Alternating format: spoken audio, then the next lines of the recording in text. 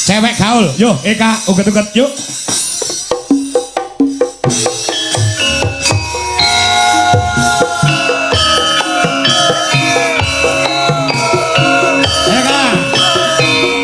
Eka Walang Sangit alias Eka uget-uget.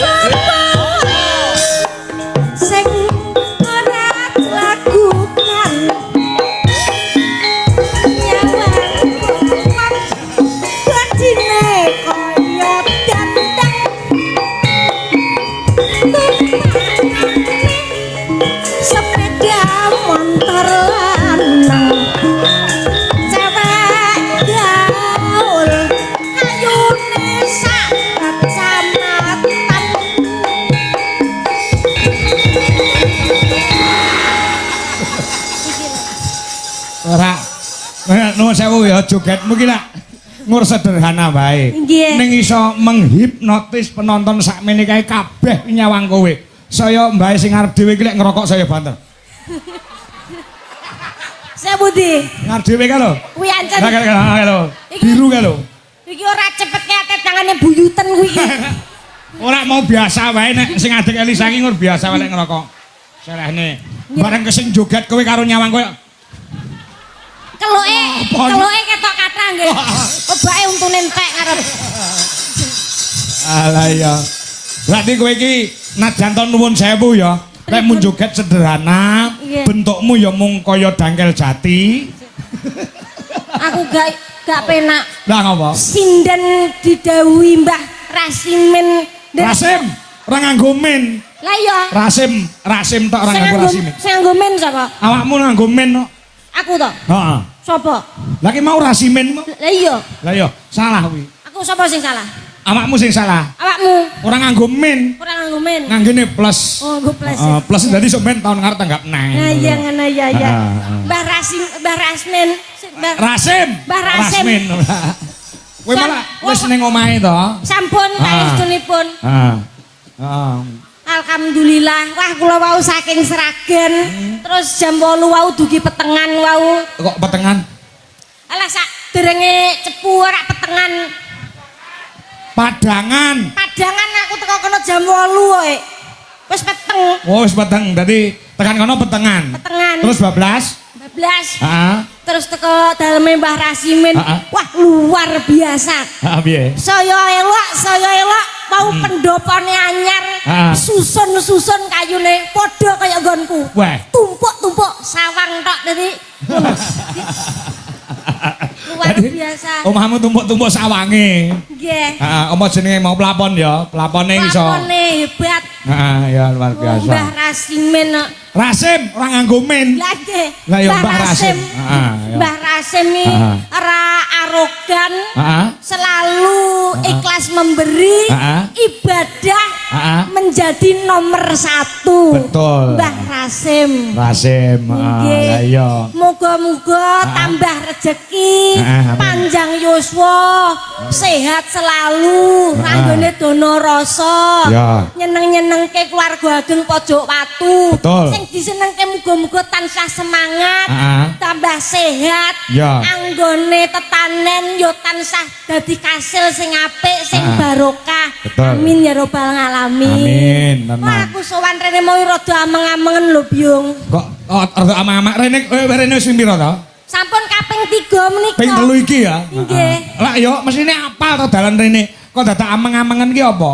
Ameng-amengen ngaten ceritanipun Kak. Kula sing pertama nika. Sing pertama nek kejadian banku bocor sing ngarep sing kiwa. Sing keloro banku bocor sing mburi tengen. Aku karo mangkat sing ketelu apa neh sing bocor ya. Terus? Wedi aku mangkat. Lah kok teko ngene daleme Mbah Rasim tenan. Sing bocor apa? Kamisal kuwi bedah gak sedeng kanggo. Aku ngono. Ya ora apa-apa sing penting. Kok mesti nek kejadian. Dadi teko kene iki anggone nyugata Mbah Rasmin daharan kathah aku seneng. Apa sing senengi? Maem akeh lho nek soto enek janganan enek sego aku seneng. Maem akeh kamisalku gak sedeng sampean. Ngono. Mergo lek mangan kakean. Nggih. Pancen yo jangan desa ki malah disenengi wong pirang-pirang kok. Aku mau mangan nganti mbuh pindho. Nggih. Heeh. To lek nyugata luar biasa. Leres. Awake dhewe kaya dianggap tamu ki dianggap raja ngono lho. Nek kanggone Mbah Rasim ki nek wis rene wis kaya dulure dhewe.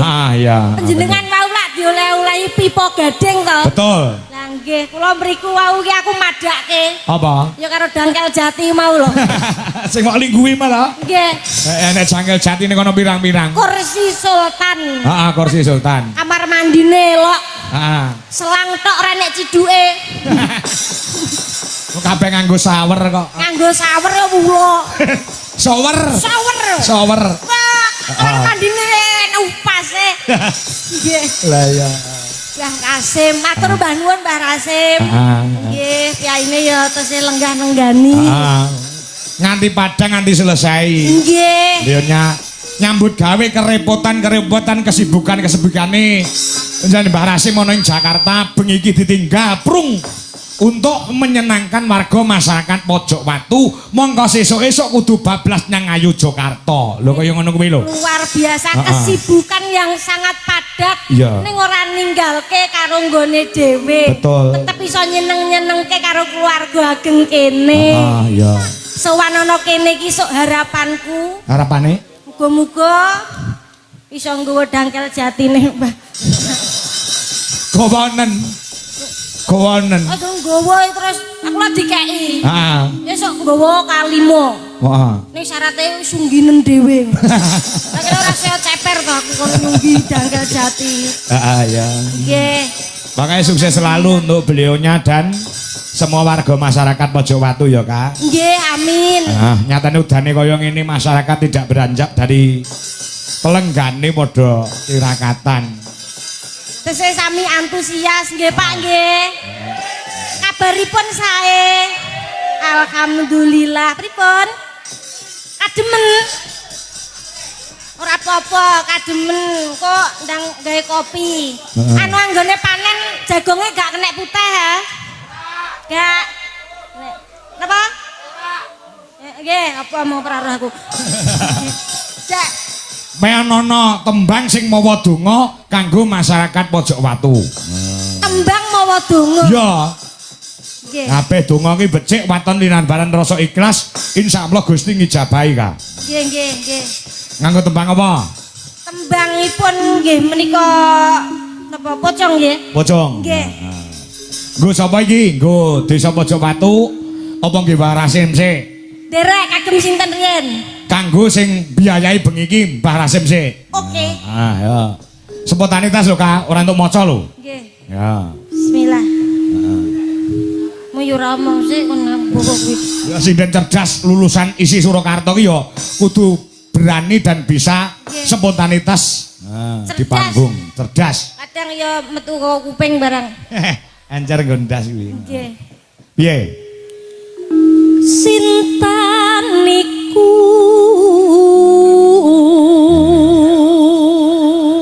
terus rek gondrong katon merabu rek mau gondrong ki rambut gondrong. Terus Mbah Rasim asmanyo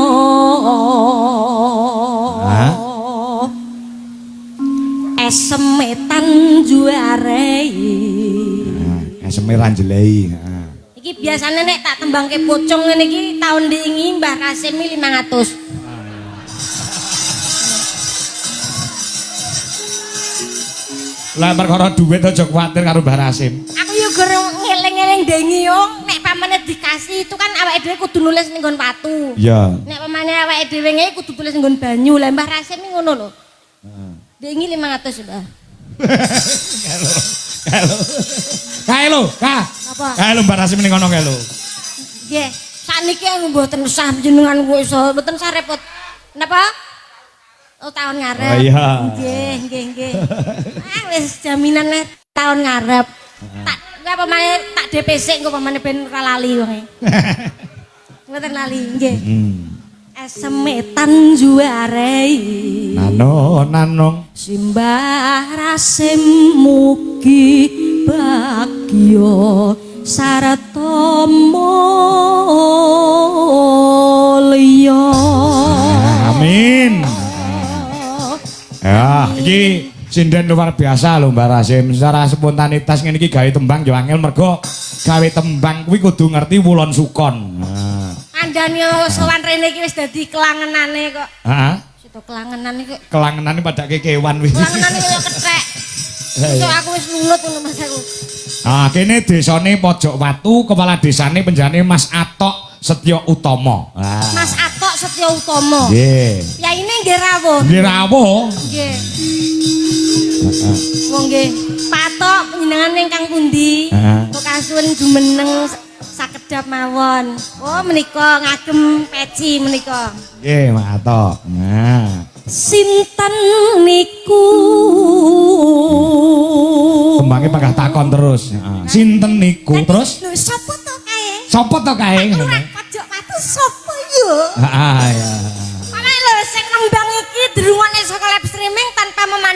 saja. Lho kan iso lho sapa yo kae? Sindene Pak Kangko sing saka Sragil sapa yo? Suarane kaya ngono kesajae lencir kuning saya ayu yo. Iya. Olahmu sik kaya tak sawang kaya mintek dobel malah. Mintek kok dobel barang urung tau. Lah ngene kok.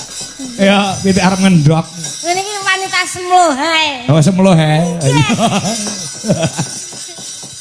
Sinten niku? Terus? Sinten niku? Lenggah ngajeng katon lugu. Lugu. Makanya yo dadi malah desa ki ora entuk aneh-aneh kok kaya Pak Atok kuwi. Prasojo. Heeh, ya. Pak Aton. Pak Atok. Pak Atok. Pak Atok asmanyo. Pimpinan ing desa mriki. Heeh. Pojok watu. Pojok watu mugi kalis ing rubedo. Amin. Halo. Amin. Tulung anu nggon bagian kamera diarahkan kepada Mbah Rasim. Men wong sak dunia ngerti sapa to sing bengi iki mensemposori utama untuk pagelaran. Oh. Luar biasa Mbah Rasim, kula nyuwun tepuk tangan kagem panjenenganipun Mbah Rasim. Ning piyayine iki ora gelem disebut lho biyong biasane. Heeh, kuwi karepe ngono mah disebut mah disyuting. Nggih. Heeh. Ning masyarakat sak antero dunia padha menyaksikan ka. Udakara 2000 lebih pasang mata sing menyaksikan lumantar live streaming YouTube Dwijo Laras Indonesia. Kaya ngapa to wujude panjenengane Mbah Rasim. Oh, ngono. Heeh. Nggih ngeten nika. Ireng. Kok ireng? Ireng tapi manis. Ya, benerane kan.